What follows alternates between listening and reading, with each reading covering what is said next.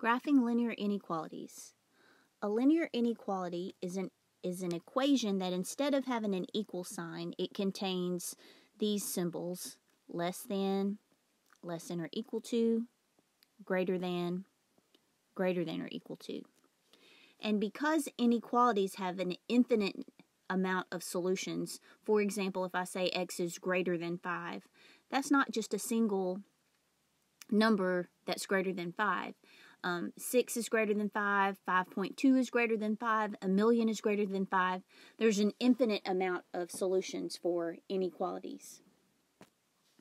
Because of this, when we're graphing inequalities, we have to take that into consideration, and we have to do some things a little bit differently.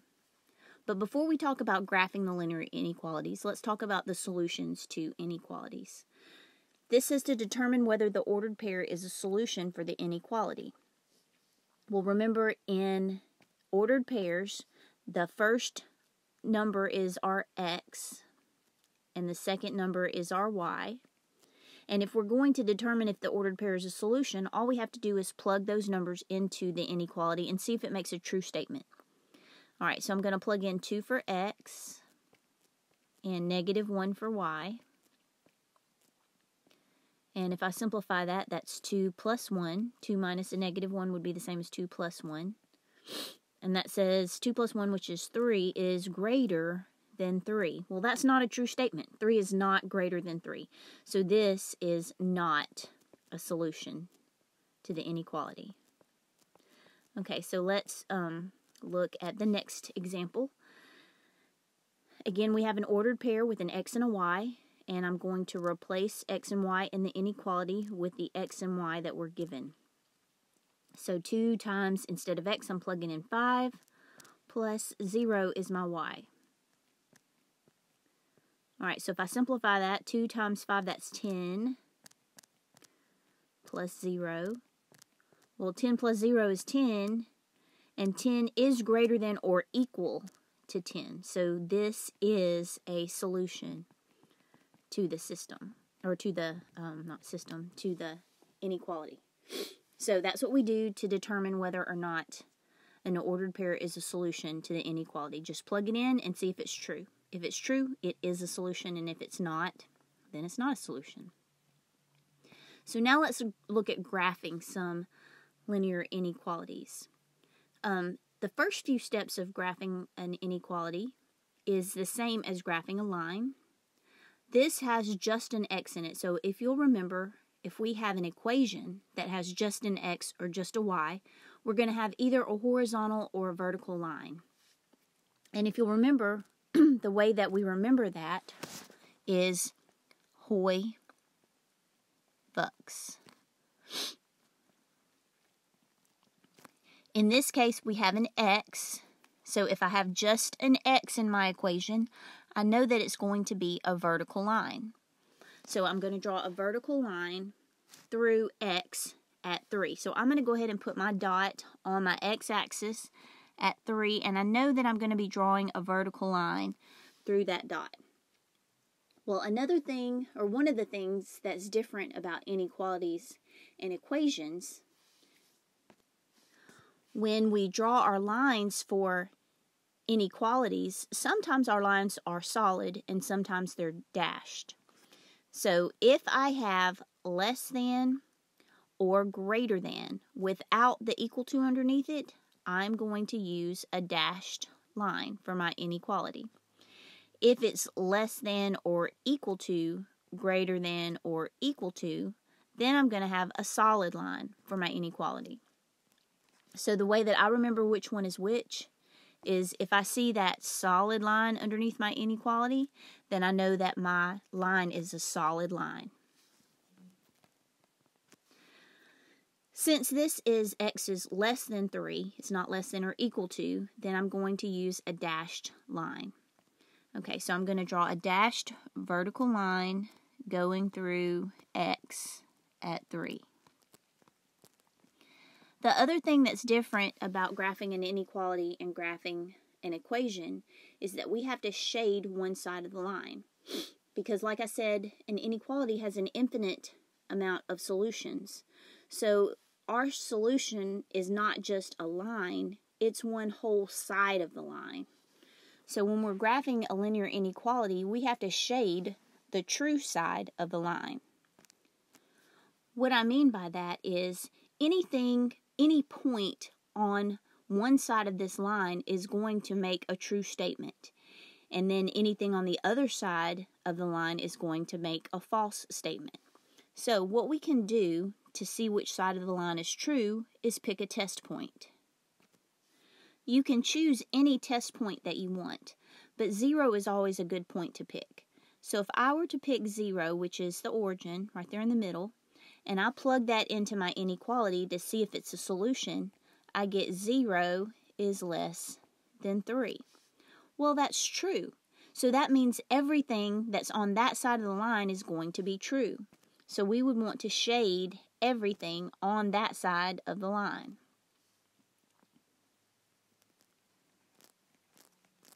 Alright, so this is the true side of the line. So just to prove that to you, let me pick a point on the other side of the line. Say if I were to pick this point right here. Excuse me. Let me do it with a pen. Okay, so if I were to pick this point right here, that's 1, 2, 3, 4, 5, 6. Okay, so there, that point right here is 6, 0. If I were to plug that into my inequality, then I would get 6 for x. I don't have a y, so I don't have to worry about the y. That says 6 is less than 3. That's not true. So any point I were to pick anywhere on this side of the line, if I were to plug it into that inequality, it would not be true. And we always want to shade on the true side of the line. A shortcut for this, if it's x is less than, remember that everything to the left, if I have a vertical line, everything to the left is less than, everything to the right is greater than. So we know everything to the left is the solution to the system. Here we have y is greater than or equal to -1.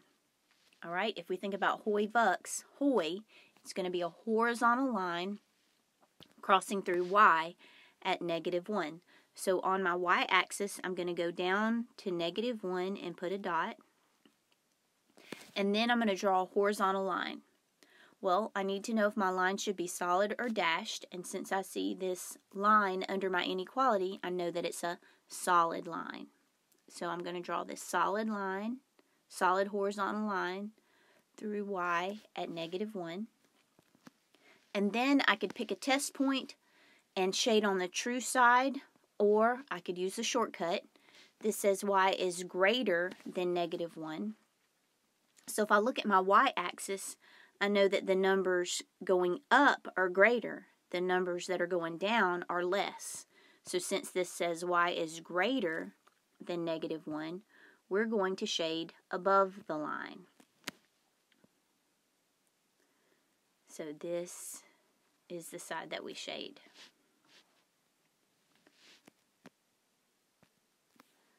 Here we have an equation that does not just have an x or just have a y. And this equation is given to us in slope-intercept form. So let's remember how we graph a line in slope-intercept form. We pull out the slope and the y-intercept. Well, the slope of this line is -3. But remember, I need a rise over run, so I'm going to go ahead and put it over 1. And my y-intercept is 2. Remember, we use the y-intercept first when we're graphing. So on my y-axis, I'm going to go up to 2 and put a dot. And then my slope is -3 over 1 or 3 over -1. Remember, when we're graphing the slope, if I have a negative slope, then I pick one of the numbers to be negative, not both. All right, and my slope should be falling if it's negative, which means it's going down from left to right. So let's make sure it does that. So from my y-intercept, I'm going to go down 3 and to the right 1, or I could go up 3 and to the left 1. And then I need to know what kind of line I use, solid or dashed. Well, since I have that line underneath my inequality, it's a solid line. Okay, so just to help myself, I'm going to put a few more dots here. Okay, and then I draw a solid line going through my points. Now, I'm going to re-show you how to do a test point, since this time we have an x and a y. If I choose 0, 0 as my test point, which is right here on the graph, I'm plugging in 0 for y and 0 for x. And I'm going to solve it and see if it gives me, if it's a true statement or not. Okay, so that says 0 is less than or equal to negative 3 times 0 is 0, so that all goes to 0 plus 2, so 0 plus 2 is just 2. So that says 0 is less than or equal to 2. Less than or equal to 2. That's true. Okay, so since that's true, where this point is, everything on that same side of the line is true. That's my true side. So that means if I were to pick anything on this side of the line, it would be false. We always want to shade on the true side. So I'm going to shade on the true side, which is this side here. Everything on that side is true. Okay, the shortcut, whenever it's in slope-intercept form, or whenever it's a diagonal line, first of all, you cannot use the shortcut unless it's in slope-intercept form. So if it's not in slope-intercept form, you can't do this. If you get it in slope-intercept form and you look at the equation in slope-intercept form, here it is right here. That says y is less than or equal to. If it says less than or equal to, then it's below the line. So that would be underneath the line in our picture. If it said greater than or equal to, it would be above the line. This would be above the line. Okay, it's not above the line because it says less than or equal to. So you can use the shortcut, or you can plug in a test point. Okay, this equation is not in slope-intercept form. So before we can graph it, let's get it in slope-intercept form, which means we need to get the y by itself. Okay, so I'm going to subtract 2x from both sides, and that gives me negative y is greater than negative 2x plus 3. Okay, this is not in slope-intercept form yet. I need to divide everything by the negative 1 that's in front of the y. Now remember, when we're dealing with inequalities, if we multiply or divide both sides of the equation by a negative, we have to flip the inequality. So this would be y is less than 2x minus 3. Now it's in slope-intercept form. So this is the form we would need to look at if we're going to use the shortcut to know what side of the line to shade on. Alright, so now whenever I pull out my slope, I get 2, or 2 over 1, and my y-intercept is negative 3. So I'm going to go down to 3 on my y-axis and put a dot.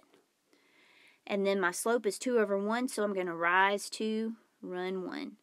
Rise 2, run 1. And I can do that as many times as I want. Or I could go make them both negative. This is the same thing as negative 2 over negative 1. Because a negative and a negative is positive. Negative 2, negative 1. And that helps me draw my line.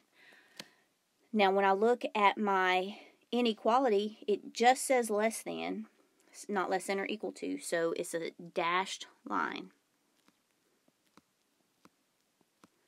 So I draw a dashed line going through my points. Now, like I said, I have to use it in slope-intercept form to determine which side of the line I shade. Well, in slope-intercept form, this is less than, So it needs to be below the line, which would be this side of the line here. All right, so that's what side we shade. And that's the solution to our inequality.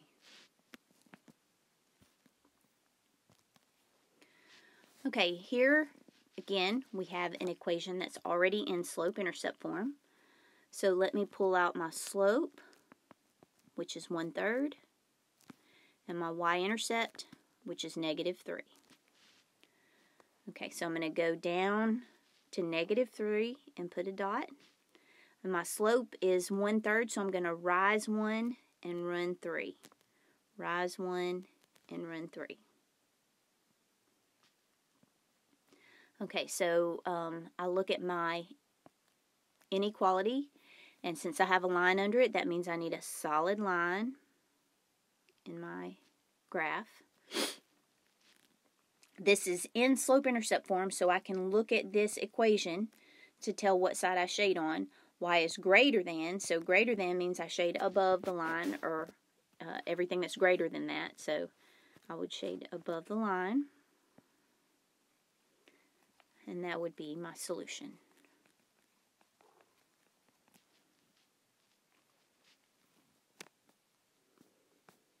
All right, we have one more. We're going back to just an x. So in this equation, x is less than or equal to 5 vux. So it's a vertical line going through x at 5. So on my x-axis, 1, 2, 3, 4, 5, I put a dot. And since I have is less than or equal to, that means I use a solid line, a solid vertical line. X is less than 5, so the numbers that are less than 5 are to the left. So I'm going to shade everything to the left.